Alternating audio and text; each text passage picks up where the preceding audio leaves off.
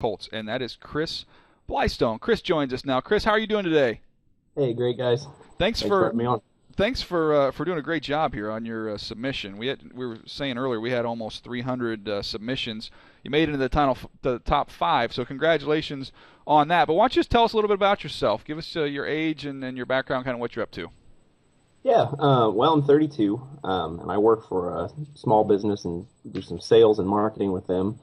Got a wife and two kids and one on the way, so a little busy, but I think that's pretty much everybody, right? Where's home? Where are you living? So I live in Rockville, Indiana, and that is like straight over from Indianapolis on the state line with Illinois, so kind of the middle of nowhere. Oh, okay. Well, how about a little bit about your football background? Did you play in high school, beyond anything? Like, where does the love affair kind of stem from? Honestly, I'm not really sure. I played a year in high school, and it was a pretty poor showing. I'm 5'8", and I was about 150 in high school, and I did not have the necessary physical skills to overcome my size. So it wasn't a lot of football background there, but I really enjoy watching the game, and watched it with Dad. For some reason, he's a Raiders fan. He's born and raised in Indiana, so I don't know where that comes from, but so. I'm a Colts fan myself and have been just an enjoyer of football for many years, and then over the last probably 5 or 6 really kind of deep dived in, listening to you guys, listening to the Around the NFL guys. We're not going to hold that against you. Yeah, well, so we I can make a mean bit of toast. we'll edit the Toaster podcast out, and we'll just leave that out. That didn't happen, Chris. We're just gonna pretend like you didn't say that. Well, I mean, a guy's got to make some toast, right? You got to know how to do something. There you go. They'll teach you that now. They do a nice job with that. Why did you choose? I know you're obviously there in Indiana, but why T.Y. Hilton? Well, he's a guy that I have watched all of his NFL games, and he's kind of an unusual player because he is definitely the Colts number one, but he doesn't really line up to the standards that you look at with, when you guys talk about number one receivers. He doesn't have all of those traits, and I really like him. He's fun to watch, and I think he does, require game planning against him, but he just doesn't, necessarily check all the boxes. He's not going to dominate in those situations where you really want somebody like an Odell Beckham to go in and dominate the game, or really change, against the elite secondaries. He's not necessarily the game changer that you would hope for in a number one. So I thought that was an interesting, type of guy to look at because he is in a category where he's a little bit unique. So.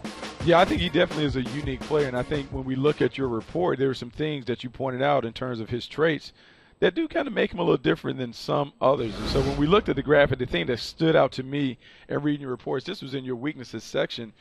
You got to talk about it. In the red zone, not a major red zone threat. His reliance on winning the route and using his speed to create space means he often struggles to make plays where there's less room to work with. And I think that's really important to kind of point that out because as a speed receiver, when the field condenses, it is different when you're not able to kind of blow past people. You have to use more of your route running or sometimes being physical, and you're able to point that out. And I think as a general manager, as a head coach, those are some of the things that you're looking for from your scouts when it comes to being able to really pigeonhole what a guy can do for your program. Sure. Yeah. Now, Chris, what would you do? Let's give you a promotion here. Let's say you're a general manager. You're running a football team here. You believe in philosophically here. How would you like to build your team? We've been on teams that kind of build it up the middle. You look at what are the premier positions you're looking for. Where would you start if you were starting a franchise and got a chance to build your own football team? It's a big picture question for you. Well, I mean, it all as we kind of know, it all starts with the quarterback. But I think sometimes guys get hung up on the skill players to surround a quarterback with, and this is speaking as you're going to hear a Colts fan speak right here, but. It's great to surround your quarterback with good guys. When you have a game-changing quarterback, though, you got to start in the trenches, man. You got to get them an offensive line. You got to get a defensive line on the other side to get after the quarterback. I think if you can get those things right, if you can get after the quarterback, and if you can protect yours, you can get by. I mean, I think New England has shown you can get by with players who are role players and do really well if you can do those things really well. Man, I like that philosophy. Build it strong right up front. Make sure you're able to get after the quarterback. You can protect your own quarterback. Make sure you have a quarterback that can be a difference maker. I think that's very, very important. I like your philosophy. And speaking of philosophy, why do you want to scout? What intrigues you about being an evaluator at the next level? Well, honestly, it's kind of one of those things where I like to research things. I drive my wife crazy with it because we'll go on vacation and she's got an idea she wants, and here I am 10 pages in of like, well, here's all the things we can do, and drives her nuts. But I'm that way with a lot of things, and I think there's something to be said for being able to go in and prepare as a guy who doesn't have the football background, to go in and look at stuff and trust kind of what your eyes are showing you, and be able to pick somebody out. I think it'd be really cool to be able to have a feather in your cap and say, hey, I picked this guy out of the sixth round, and he is, he's big time now. And I think that's a neat skill set. Obviously, that's not something you're going to get every time. There's going to be some of those guys that are obvious. But I think there's something to be said and something cool to be able to say, yeah, I found this person.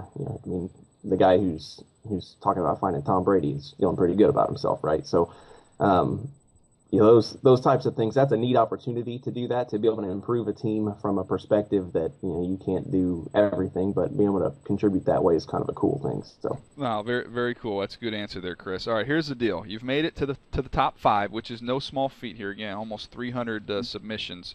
You're into the top 5. You got to pick your own player. You did T.Y. Hilton. Now we're going to assign all 5 of you guys the same player, okay?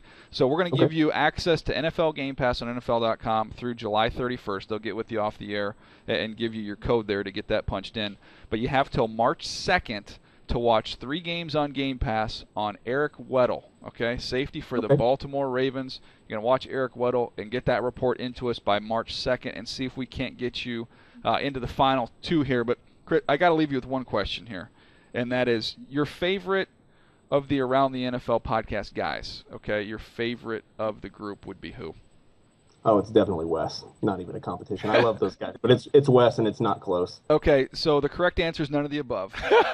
But Wes, we're gonna allow that. Sessler, to me, it's a close competition. Clearly not Rosenthal. I mean, that's a no-brainer. And I won't even mention the other guy. But anyways, is there even another guy on there? Yeah, it's a good question. Hey, I think I just got blocked on